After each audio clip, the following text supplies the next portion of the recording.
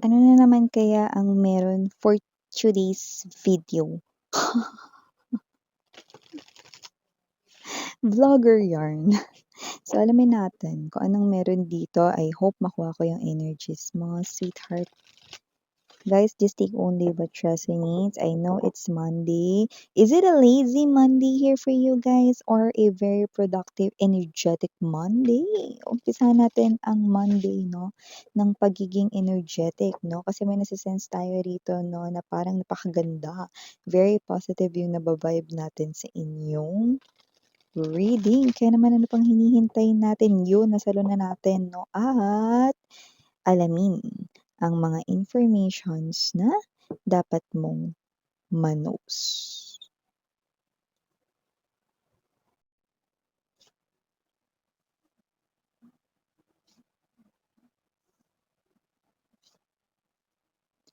Oh, ayan, muntik na tayong pumiyok dun. Wow! It looks like there's someone here you've caught this person's attention, no?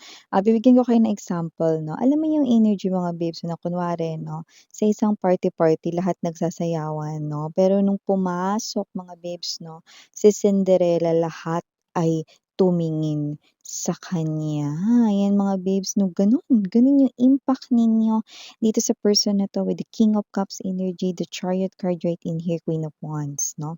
It looks like kung sino man 'tong energy na 'to na lumalabas rito, mga sweethearts, 'no, you've caught this person's attention and it looks like kung ano man yung ginagawa niya talagang napatigil siya doon, 'no? And this person right here just keeps on staring at you, ayan, 'no? Yan, oh. Stealing glances kung nasan kayong direksyon. Bongga! So let me see more, no? About what's really going on right in here. Yeah, we've got here the tower. Okay, what's with the tower? Nine of... Okay. So this is someone here, no? Na hindi talaga siya brand new because this speak out to me na talagang ito ay klase ng energy. Kilala ka niya, kilala mo rin siya, no? Pero parang may nanibago siya dito with the Tower card energy, no? So, it looks like this person right here, no, nagulat siya. Let me, get another information, no, at iba pa na dapat nating malaman. Okay, it could be a katrabaho right in here, no? Or yung madalas ninyong nakikita nakakasalamuha, no? Saan ba kayo tumatambay lagi, no? Tumatambay talaga ano, yan oh, ito sa channel mo miss yan 'no, yan oh, maaaring nandito sa channel ko mga babes 'no. Pero high chance nasa trabaho niyo ito, kung saan kayo naglalagi 'no, halos araw-araw. Puwedeng sa school kung mga may students pa dito or puwede rin naman na sa inyong workplace 'no, sa pinagtatrabahuhan ninyo or baka naman sa shop ninyo 'no, kung baka meron kayong business 'no or shops 'no. Basta parang kung nasaan kayo laging naglalagi 'no, nandodo'n din siya but high chance katrabaho niyo ito 'no. And we have here the Nine of Swords. You could be seeing a lot of number nines but doesn't have to be. Just take how this resonates or this person could be seeing ooh, interesting. Bottom of the deck, Page of Wands. Yun 'no, yeah talaga nasa loob ito 'no, ng inyong area of responsibility. Okay, so yeah. Okay, before we dive more sa inyong reading, let me just make bati everyone. Yeah, I love it. Okay, sakto, no? I'm hearing that song, no? Sino siya? Ang lakas ng dating, ang lakas ng dating. Yeah, kung di ako nagkakamali yun yung daling-dale mo sayaw na gusto ko. Sige, igiling, igiling, you know. Kaya kung sino man 'tong energy na 'to mukhang yun na nga yun, nadali mo siya rito 'no, nadali mo ang atensyon ng person na 'to 'no, and yeah 'no, nagulat siya rito kasi kahit kilala ka niya, tingnan mo napasino siya rito 'no. Alam mo nakapostura ka rito, it looks like puwedeng may event sa company ninyo, puwedeng may pagganap, ganyan 'no. I don't know if anniversary ng inyong company or whatsoever or maybe may pa-event kayo dito, may ino-organize kayo whatsoever 'no. I do pick up that it's the first time na nakita ka niyang nakapostura 'no, na nakagayak, nakaayos, puwedeng naka-makeup, baka ito yung first time na nakita ka niyang naka-suit and tie, na nakaporma 'no. Alam mo yung parang hindi ka niya halos makilala 'no, dahil mas lalong lumabas ang taglay mong karektan 'no, ang iyo ritong kagandahan mas na-enhance 'no, ang inyo ritong kagwapuhan mas naipakita 'no, at talagang nagulat siya rito 'no, parang, "Ay si ano ba yun?" 'Yan 'no, nakakaloka, bagay na bagay talaga yung song 'no. "Sino siya? Ang lakas ng dating." Talagang manggigigil ka, 'yan. Daling-dale mo talaga itong person na 'to 'no, with the Seven of Swords energy. Ito yung hindi nagpapahalata, hindi magpapaka-obvious pero panay titingin-tingin sa'yo 'no. So, hindi ko alam kung anong klaseng okasyon ito, puwedeng, kahit ano 'yan basta parehas kayong imbitado diyan, parehas kayong nandiyan. Hindi ko alam kung 'yan ba is school activity or whatsoever, may sinalihan ba kayo whatsoever, basta it's the very first time 'no, ulitin ko lang hindi niyo 'yan ex, 'yan yung taong kilala niyo na, matagal nang nasa mundo ninyo and lumalabas rito, okey, madalas mo siyang nakikita kaya nga 'di ba, 'pag tayo ay nasa workplace 'di ba, let's say 'no, 5 to 6 times a week kayo pumapasok, eh, di 5 to 6 times a week niyo rin siyang nakakasama, 'di ba? Okey, kung kapitbahay niyo 'to 'no, lagi niyo siyang nakikita at nadadaanan dito 'no, eh, di, halos araw-araw 'di ba? So, kung sino man 'tong energy na 'to, it could be your friend, it could be your coworker, which is high chance right here 'no, or it could be your neighbor 'no, but kung sino man siya or kaklase ninyo sa school kung may mga hakseng or students pa dito 'no. Pero this person right here is the very first time na nakita ka niya nakaayos or ito yung unang beses 'no, may sitwasyon dito, yung iba hindi naman kailangan na kayo ay nakaayos or nakagayak 'no, pero may situation dito 'no na mapapansin niya talaga kayo rito ng bongga 'no. So kaya nga hindi ko alam kung ano bang meron dito, baka may pa-games 'no, tapos hindi naman siya gano'n ka-busy 'no, ta's nakita ka niya, ay gano'n pala yung ginawa, parang na-amaze siya sa'yo 'no. Pero yung iba, yes, may pa-event talaga dito, like it's his or her very first time na makita kayong nakaayos, nakagayak, nakaporma.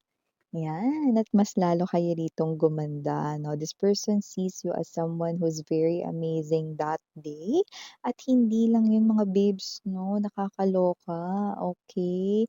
Pagtapos ng lahat ng 'yan 'no, pagdating ng gabi, okey, kada pikit niya 'no, para ka niyang nakikita. Hmm. See? So, yeah, bago natin ituloy 'yan 'no, tapusin muna natin yung pagbati natin kanina 'no, na naudlot. Hi and hello sa ating mga new subscribers. My name is Yan. Welcome newbies sa ating returning buyers. Thank you sa inyong walang sawang love and support for me. At kung hindi niyo pa knows, meron pa tayong other channel. Link is down below sa ating description box. If interesado, i-click lamang yung link na yan para kayo mapunta there. At araw-araw ay nag-upload tayo ng collective readings for all signs dito. At syempre, wala tayong gender, no? And of course, timeless tayo dito. Pwedeng nangyari na, sa iba nangyayari na, sa iba mangyayari pa lang. Kaya naman, just take only what resonates. And everybody, may free will kayo. Like, malaya nyo yung gamitin kung gusto nyo i-claim ang mga mensahe or hindi. At yun nga mga babes, no? Kitang-kita dito, no? Na pagdating ng gabi, ano, ikaw ay nasa kanya pa ring isipan, no? Yung iyo ritong itsura that night or that day, no? Yeah, there's something very specific right in here, no? That you are both talagang nandoon. Okay, or magiging nandodo'n 'no, kung hindi pa 'to nangyayari to some of you. But I do see that this person right in here 'no, siyempre 'no, dahil nga parang yun yung very first time na nakita niya kayong gano'n na parang siya 'to 'no, na kapag nasa bahay niyo siya, pauwi na siya 'no, with the Nine of Swords energy and the Six of Wands 'no, parang siya ito 'no na, "Ay, anong meron, bakit naiisip ko pa rin si collective? Siguro kasi nanibago ko dahil mas maganda pala siya kapag naayusan siya or mas gwapo pala siya kapagka naayusan siya. Kaya siguro naiisip ko siya, 'no? Kasi nga siyempre 'di ba kahit sino naman magugulat, eh. 'Di ba, yung normal mo lang na nakakausap sa office niyo or sa trabaho mo, 'di ba? Eh, tapos nakita mo na parang bigla siyang nag-iba ng anyo, 'di ba talagang nakakagulat, 'no? At siyempre ayaw niya naman na parang isipin agad na crush niya kayo, 'no, on that very first day. Pero with the King of Cups energy, ayan 'no, out of all the crowd, look at that crowd behind, 'di ba? Pero ikaw yung pinaka-napansin niya. Ang daming taong nandodo'n, pero ikaw yung pinaka-napansin niya.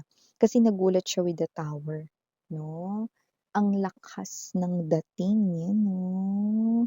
So, kung sino man 'tong energy na 'to nakikita natin dito 'no, na after this, okey, after nitong araw na 'to, after nitong day na 'to 'no, yeah, because you're glowing 'no? Kasi Queen of Wands energy 'no, you are glowing. Ibig sabihin puwedeng less stress ka, sweetheart. Hindi ka rin problemado ngayon compare sa mga nakaraang buwan or taon 'no, kaya parang yung skin mo napahinga. Yung parang yung skin mo nakabawi 'no, hindi ka na pini-pimples 'no, tapos yung skin mo gumanda 'no, parang naging fresh ka ulit 'no. So, parang gano'ng klase ng energy 'no. Yung parang yung energy mo mga babes 'no, yung parang mukha kang bagong ligo, 'yan 'no, gano'ng klase ng energy. So, nakikita natin dito 'no, na this person right here after all of this 'no, tapos siyempre hindi na kayo nakaayos ng as in kung ano man yung pinaka-bonggacious ninyong ayos 'no, dito sa sinasabing event or kung saan niya kayo nakita 'no. Alam mo, matatagpuan niya yung sarili niya 'no, natititigan pa rin kayo, 'yan 'no. Sa office, magpapasulyap-sulyap pa rin siya sa inyo, Seven of Wands energy, 'yan 'no. Alam mo yung energy mga babes 'no, na parang hindi naman yun yung inyong main event or hindi naman kayo talaga yung bida dun sa event or occasion na yun 'no. Pero nakita ko rito na kayo yung parang nagtook ng spotlight dito at napansin niya kayo rito, okey. Kaya kasi naman 'tong energy na 'to with the Seven of Wands 'no, magpapanakaw-nakaw pa rin yan ng mga sulyap sa inyo 'no. Seven of Wands, Seven of Swords energy is an indication right here 'no, na titingnan-tingnan ka niya pero hindi niya hahayaan na mahuli mo siyang nakatingin. So, obviously wala kang kamali-mali rito 'no, na meron na pala ritong mga, energies 'no, na talagang 'yan 'no, talagang iba yung na-feel nila, okey. Yung iba alam niyo 'yan, "Uy, alam mo ang ganda mo dun mare." 'Yan 'no, yung inayusan ka talaga nung event na yun, grabe ang ganda mo talaga. Alam mo pre, hindi kita nakilala kamukha mo kasi si Brad Pitt, eh. May ganong klase ng energy, naka-receive ka in other words 'no, ng compliments, 'di ba? Eh, or bagay sa'yo yung ayos mo na yun. Talagang alam mo hindi talaga kita nakilala, yan marami kayong naririnig ng gano'n 'no, pero meron talagang isang nadali rito. Daling-dali talaga siya 'no, daling-dali.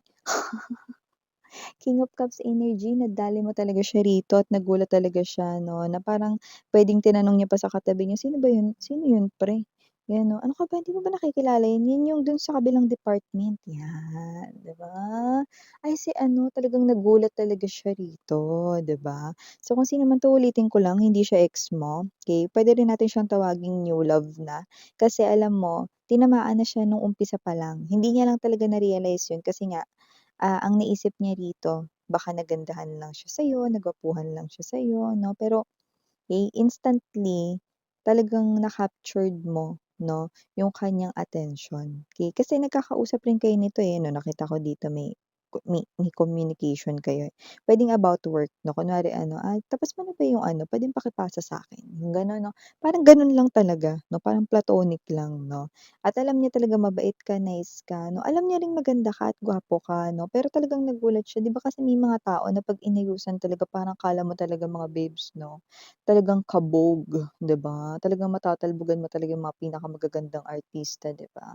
Eh, dito mga babes 'no, parang nung nakita ka niya, nagulat talaga siya 'no, parang nakakita talaga siya rito ng anghel, gano'ng klase ng energy 'no. So, kung sino man 'tong energy na 'to na nakikita ko dito sa mga darating na mga susunod na araw pagtapos ng main event na 'yun, kung ano man yung klaseng event na 'yan 'no.